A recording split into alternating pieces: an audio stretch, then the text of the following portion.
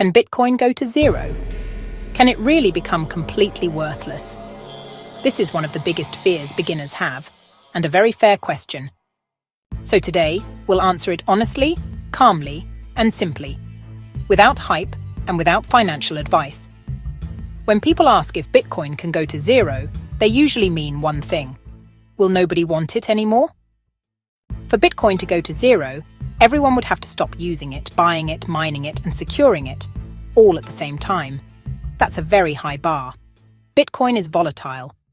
Prices can drop 50%, 70%, even more. We've seen that before. But crashing is not the same as going to zero.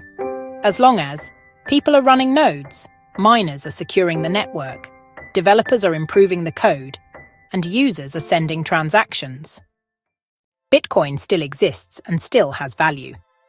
For Bitcoin to truly go to zero, several extreme things would need to happen at once.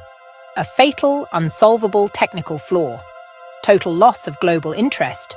No miners, no nodes, no users. A better alternative replacing it completely. After more than 15 years of non-stop operation, that scenario looks very unlikely. Bitcoin has survived. Multiple market crashes, government bans, media declaring it dead hundreds of times, exchange collapses and scandals. Yet it keeps coming back, because it's decentralized, scarce, and independent of any single company or country. The real risk isn't Bitcoin going to zero overnight. The real risk is volatility and emotions.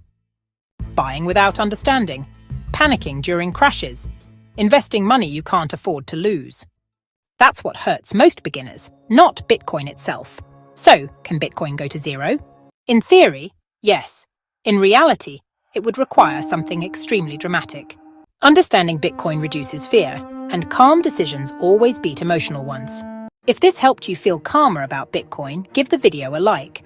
Subscribe to Block and Learn for simple, honest Bitcoin explanations. One concept at a time.